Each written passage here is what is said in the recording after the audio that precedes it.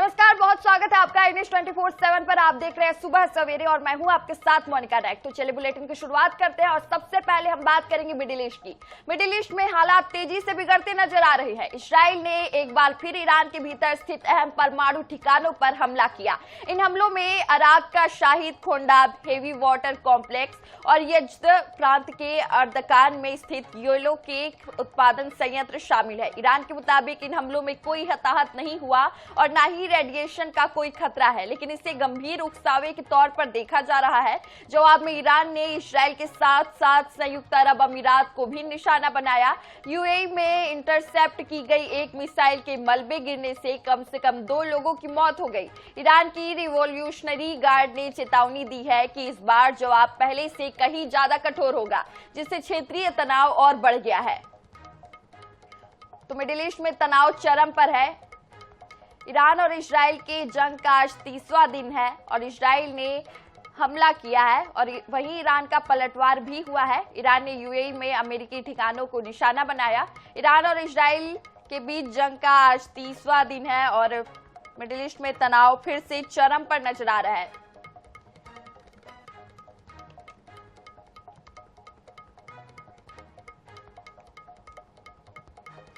तो वहीं रूस की सरकार ने गैसोलीन के एक्सपोर्ट पर प्रतिबंध लगा दिया। रूसी सरकार ने कहा कि घरेलू स्तर पर आपूर्ति बनी रहे और कीमतों को स्थिर रखने के लिए यह फैसला लिया गया है। पुतिन की अगुवाई वाली सरकार ने यह फैसला ऐसे समय में लिया है जब ईरान युद्ध की वजह से पूरी दुनिया में कच्चे तेल की कीमतों में तेजी देखने को मिल रही है। क्रूड ऑयल का रेट लगातार बढ़ रहा है। इसके अलावा सप्लाई चेन भी बुरी तरह से प्रभावित हुई है। रूस के इस फैसले का बुरा असर चीन, तुर्की, ब्राजील, अफ्रीका और सिंगापुर पर पड़ेगा। यह वो देश है जो रूस से पेट्रोलियम प्रोडक्ट्स खरीदते हैं। हालांकि भारत को इसका असर नहीं पड़ेगा। पेट्रोलियम मिनिस्ट्री ने शुक्रवार को दिए बयान में कहा था कि देश में पर्याप्त मात्रा में क्रूड ऑयल, पेट्रोल और डीजल है। देश की रिफाइनरी पूरी क्षमता के साथ काम कर रही है। सरकार ने इन रिफाइनरियों को एलपीजी प्रोडक्शन 20% बढ़ाने का निर्देश दे दिया है। तो 1 अप्रैल से ये नियम लागू होगा। 4 महीने तक नियम लागू रहेगा। चीन, तुर्की, ब्राजील सहित 5 अन्य देशों पर भी ये नियम लागू रहेगा।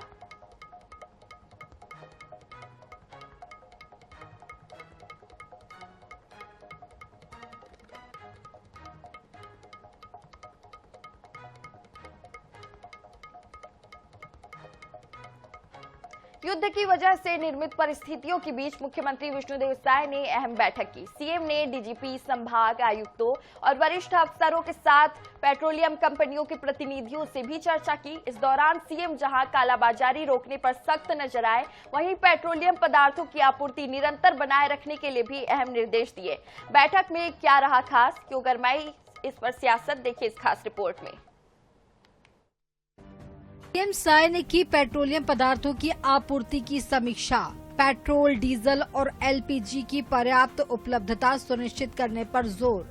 सभी कलेक्टर से मुख्यमंत्री ने जिलों की स्थिति के संबंध में जानकारी ली। पेट्रोलियम पदार्थों विशेषकर एलपीजी की कालाबाजारी पर सख्त कार्रवाई के निर्देश। अफवाहों और पैनिक स्थिति को रोकने सीएम ने दिए निर्देश। दूरस्थ जिलों में पेट्रोल, डीजल की समयबद्ध उपलब्धता के लिए कंपनियों को निर्देश। प्रधानमंत्री नरेंद्र मोदी ने सभी राज्यों के मुख्यमंत्रियों की बैठक लेकर आवश्यक दिशा निर्देश दिए। टीम इंडिया की तरह एकजुटता से परिस्थितियों का सामना करने की अपील की। इसके बाद सीएम विष्णुदेव साय ने भी राज्य के वरिष्ठ अधिकारियों और कलेक्टर्स के साथ बैठक कर आवश्यक दिशा निर्देश दिए। इससे स्पष्ट है कि देश और प्रदेश हर परिस्थिति के लिए तैयार है। इस बीच बैठक को लेकर सियासत भी शुरू हो गई है। पीसीसी चीफ दीपक बैज ने पूछा कि अगर सब कुछ सामान्य है तो बैठक की जरूरत क्यों है। ये जो इंडियन ऑयल के हैं, एलपीजी गैस के जो अधिकारी हैं, उनसे सारी जानकारी लिए हैं, तो कोई किसी तरह की मतलब शॉर्टेज नहीं है।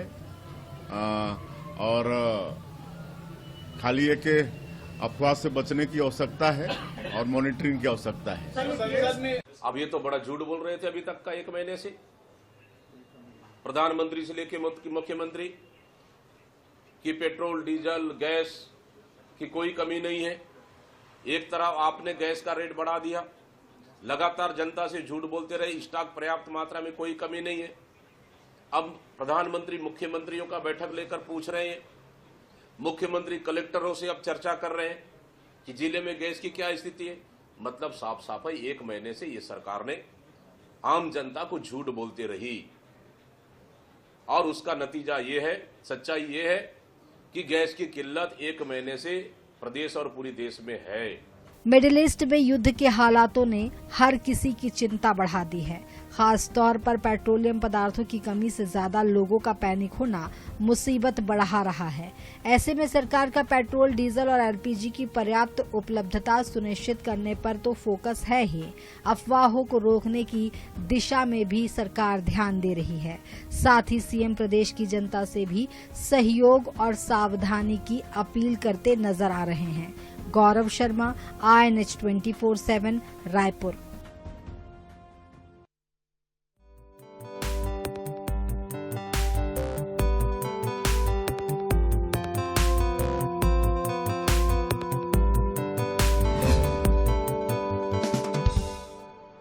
अब बात कर लेते हैं सीएम राउंड अप की। मुख्यमंत्री डॉक्टर मोहन यादव ने प्रदेश में शुरू होने वाली गेहूं खरीदी को लेकर उच्च स्तरीय बैठक की। इस दौरान उन्होंने तैयारियों की समीक्षा की और अधिकारियों को सख्त निर्देश दिए। सीएम ने कहा कि खरीदी केंद्रों पर सभी जरूरी इंतजाम सुनिश्चित किए जाए ताकि किसानों को किसी भी तरह की परेशानी का सामना न करना पड़े। देखिए खास रिपोर्ट। मध्य प्रदेश में गेहूं उपार्जन को लेकर सीएम हाउस में बैठक आयोजित की गई। बैठक में मुख्यमंत्री ने खरीदी केंद्रों में की गई व्यवस्थाओं की समीक्षा की। साथ ही निर्देश दिए कि गर्मी को देखते हुए खरीदी केंद्रों पर समुचित व्यवस्था की जाए ताकि किसानों को किसी भी प्रकार की समस्या का सामना न करना पड़े। क्योंकि हमने सरकार बनाने के समय कहा था कि हम 2700 तक करेंगे, तो अभी सरकार के समय में सरकार 2028 में चुनाव में जाएंगे, 3 साल बाकी है। इस साल फिर 40 रुपए मिला करके 2625 में गेहूं खरीदने वाले हैं। ये हमारी किसानों के प्रति हमारी भावना है। धरती माता की गोद में खेती किसानी करते हुए सदियां बीत गई, पीढ़ियां बीत गई। परमात्मा की दया से जब से मानव जगत में मानवता आई होगी, तब से दुनिया में सबसे पहले खेती के माध्यम से मां समझ करके अपनी वसुधा के गोद में हमारे अपने सबके जीवन के पुरखों ने अपने जीवन के जीवन कुर्बान कर दिए। और इसीलिए इस देश का भाग्य सदैव अगर कोई विधाता के नाते से माना जाता है तो किसान ही भाग्य विधाता है। मध्य प्रदेश में 1 अप्रैल से भोपाल, उज्जैन, इंदौर और नर्मदापुरम संभागों में गेहूं खरीदी शुरू होनी है। इसके अलावा बाकी संभागों में 7 अप्रैल से खरीदी शुरू होगी। अभी तक प्रदेश के 19 लाख किसानों ने अपनी फसल बेचने के लिए रजिस्ट्रेशन करवाया है। सरकार ने इस साल 2585 रुपए प्रति क्विंटल समर्थन मूल्य और 40 रुपए बोनस देने की घोषणा की है। Bureau report, INH 24/7, Bhopal.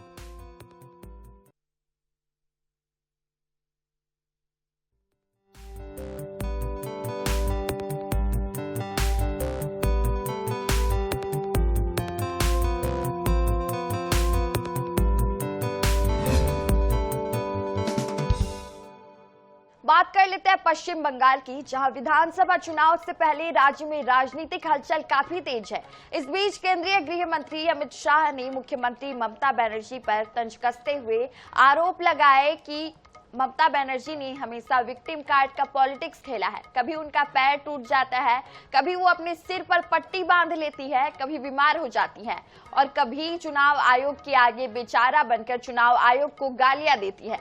वहीं शाह ने टीएमसी सरकार के 15 सालों के शासनकाल का एक चार्जशीट जारी किया, जिसमें उन्होंने राज्य में कानून व्यवस्था, घुसपैठ और राष्ट्रीय सुरक्षा के मुद्दों पर ममता सरकार की कड़ी आलोचना की।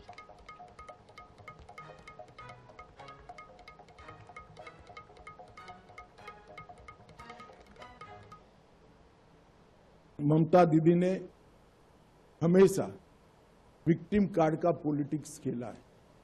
कभी पैर तुड़वा लेती हैं, कभी सिर पर पट्टी बंधवा देती हैं, कभी बीमार हो जाती है और कभी चुनाव आयोग के सामने बेचारा बनकर चुनाव आयोग को गालियां निकालती। मगर ममता दीदी, मैं आपको बताने आया हूं कि आपकी ये राजनीति को, विक्टिम कार्ड की पॉलिटिक्स को बंगाल की जनता अब बहुत अच्छे तरीके से समझ गई।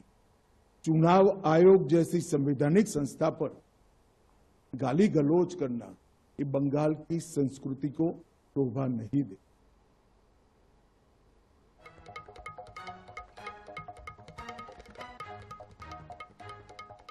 मुख्यमंत्री विष्णुदेव साय और श्रम मंत्री लखनलाल देवांगन शनिवार को जशपुर दौरे पर रहे, जहां दोनों कम्युनिस्ट हॉल में आयोजित श्रमिक सम्मेलन कार्यक्रम में शामिल हुए। 7 श्रमिकों को योजना का लाभ देते हुए चेक वितरण किए गए। वहीं सीएम साय सामूहिक कन्या विवाह कार्यक्रम में शामिल हुए, जहां 240 जोड़ों को आशीर्वाद दिया गया। इन 240 जोड़ों को 35-35 हजार रुपए के चेक भी दिए गए। तो श्रमिक सम्मेलन में सीएम शामिल हुए। सामूहिक कन्या विवाह कार्यक्रम में सीएम की शिरकत हुई, जहां 240 जोड़ों को उन्होंने आशीर्वाद दिया। जशपुर दौरे पर सीएम साय रहे और यहां कन्या विवाह कार्यक्रम में शामिल हुए।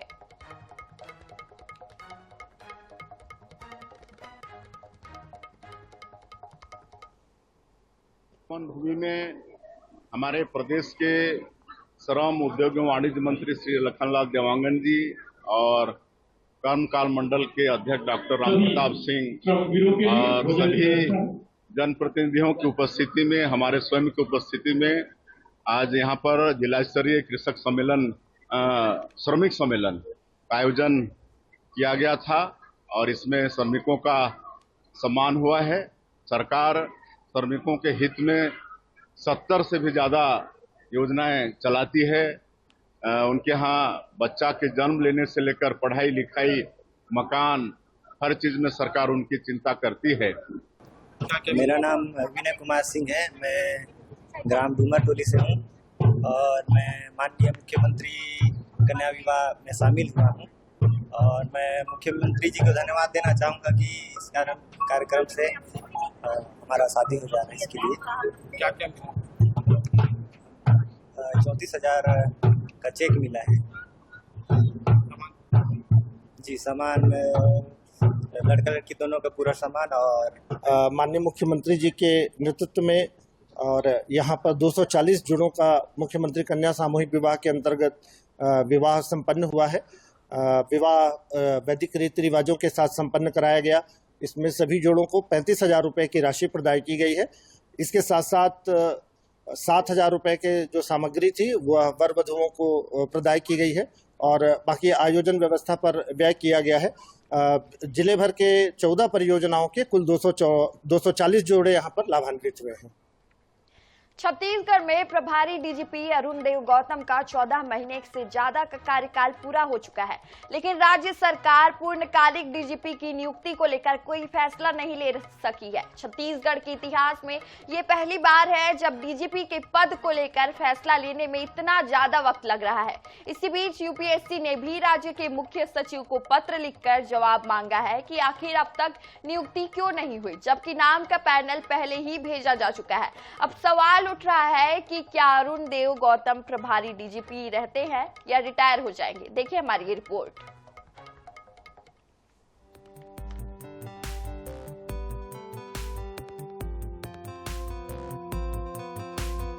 डीजीपी पद पर नियुक्ति के लिए नियम है कि आईपीएस अधिकारी को कम से कम 30 साल की सेवा पूरी करनी होती है। इसके बाद ही सरकार उन्हें पूर्णकालिक डीजीपी बनाती है। नियुक्ति के बाद उनका कार्यकाल 2 साल का तय होता है, भले ही रिटायरमेंट नजदीक क्यों ना हो। छत्तीसगढ़ में पूर्व डीजीपी अशोक जुनेजा इस प्रावधान का लाभ ले चुके हैं। मुख्यमंत्री विष्णुदेव साय की सरकार को सत्ता में आए 2.25 साल हो चुके हैं।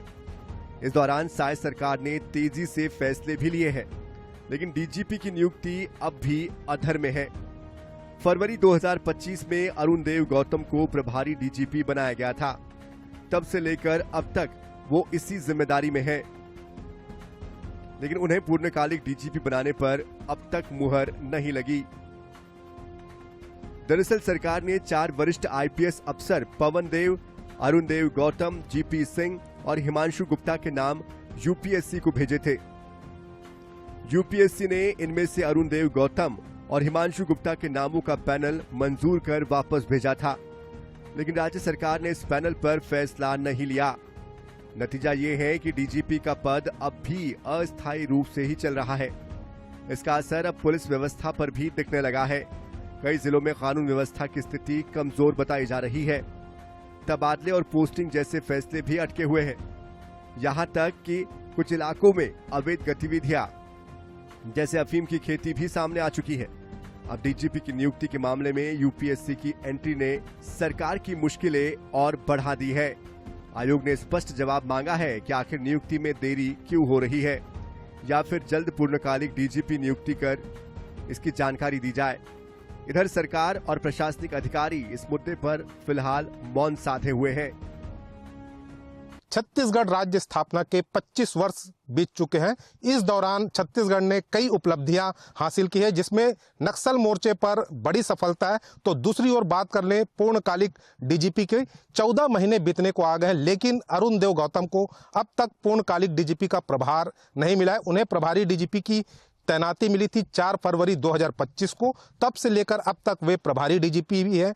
जबकि यूपीएससी ने पिछले महीने राज्य सरकार को एक पत्र भेजा है और उनसे पूछा है कि अब तक पूर्णकालिक डीजीपी की तैनाती क्यों नहीं की गई, जबकि 2 नामों को लेकर यूपीएससी ने पहले ही हरी झंडी दे दी थी, लेकिन अब तक राज्य सरकार की ओर से यूपीएससी को कोई जवाब नहीं प्रेषित किया गया है। छत्तीसगढ़ में पहली बार डीजीपी की नियुक्ति को लेकर इतनी लंबी अनिश्चितता देखने को मिल रही है। प्रभारी डीजीपी अरुण देव गौतम साल 2027 में रिटायर होंगे। ऐसे में अब नजरें इस बात पर टिकी है कि सरकार कब तक फैसला लेती है। मनोज नायक, INS 24/7, रायपुर। वहीं छत्तीसगढ़ समेत पूरा देश 31 मार्च 2026 को नक्सल मुक्त होने जा रहा है। छत्तीसगढ़, मध्य प्रदेश, महाराष्ट्र, तेलंगाना, आंध्र प्रदेश, झारखंड, ओडिशा समेत कई राज्यों के लिए यह बड़ी उपलब्धि होगी। अब इसकी गूंज संसद में सुनाई देगी। गृह मंत्री अमित शाह लोकसभा में भारत के नक्सल मुक्त होने को लेकर विस्तृत जानकारी देंगे। रणनीतिक और सियासी तौर पर क्या है इसके मायने, क्या कहते हैं इससे लेकर जिम्मेदार, देखिए इस रिपोर्ट में। भारत की संसद में 30 मार्च को नक्सल मुक्त भारत पर चर्चा होगी। लोकसभा में नियम 193 के तहत चर्चा की जाएगी। चर्चा की शुरुआत शिवसेना सांसद श्रीकांत शिंदे करेंगे। चर्चा के बाद गृह मंत्री अमित शाह लोकसभा में नक्सल मुक्त भारत को लेकर वक्तव्य देंगे, जिसमें नक्सलवाद के खात्मे और आगामी रणनीतियों को लेकर विस्तृत जानकारी होगी। 30 मार्च को लोकसभा में नियम 193 के तहत चर्चा होगी। सदन में होगी नक्सल मुक्त भारत पर चर्चा। लोकसभा में सुनाई जाएगी नक्सलवाद पर नकेल की दास्तां। 2 सालों में सिर्फ छत्तीसगढ़ में 3000 से ज्यादा नक्सलियों ने की मुख्यधारा में वापसी। 525 दुर्दांत नक्सलियों को सुरक्षा बलों ने किया न्यूट्रलाइज। 2000 से ज्यादा गिरफ्तार। छत्तीसगढ़ का 97% हिस्सा नक्सल आतंक से बीते 2.5 सालों में मुक्त हुआ। तेलंगाना, झारखंड, ओडिशा और महाराष्ट्र में भी हार्डकोर नक्सलियों का पुनर्वास हुआ। नक्सलियों के सबसे बड़े नेता बसव राजू और हिडमा भी एनकाउंटर में मार गिराए गए। संसद में नक्सलवाद के खात्मे पर होगी विस्तृत चर्चा। छत्तीसगढ़ के सांसद भी लेंगे हिस्सा। छत्तीसगढ़ बीते 5 दशकों से नक्सल आतंक से जूझता रहा। नक्सलवाद का खात्मा प्रदेश ही नहीं देश के लिए भी ऐतिहासिक क्षण है।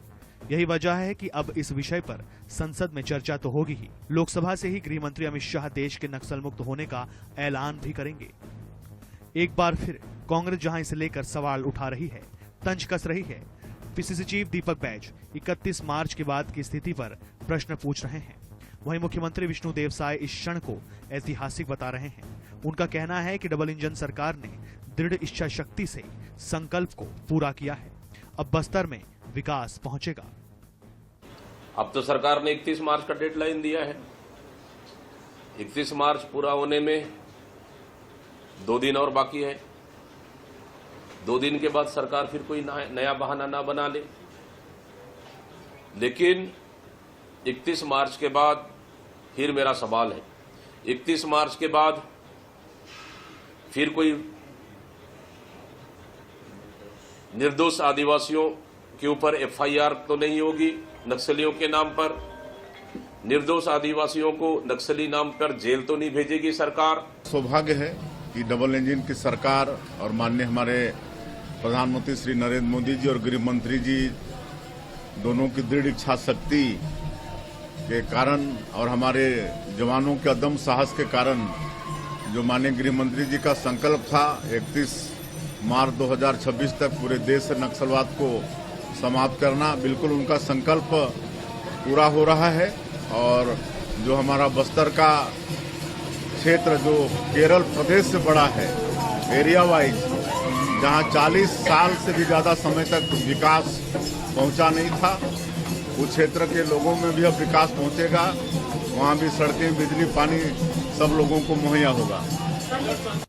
छत्तीसगढ़ ने बीते 5 दशकों में नक्सलवाद की वजह से खूब दर्द झेला। बस्तर समेत कई जिले विस्फोट और गोलाबारी से कई बार रक्त रंजित हुए। नक्सल आतंक का खात्मा प्रदेश के लिए सुकून देने वाला क्षण है। यह माना जाना चाहिए कि देश की संसद से नक्सल मुक्त भारत की गूंज सुनाई देगी। 31 मार्च के बाद बस्तर के लिए नक्सलवाद इतिहास होगा। बस्तर अपने विकास की नई इबारत लिखता नजर आएगा। गौरव शर्मा, रायपुर। तो फिलहाल इस बुलेटिन में इतना ही। रुकते हैं एक छोटे से ब्रेक के लिए, जल्द लौटेंगे।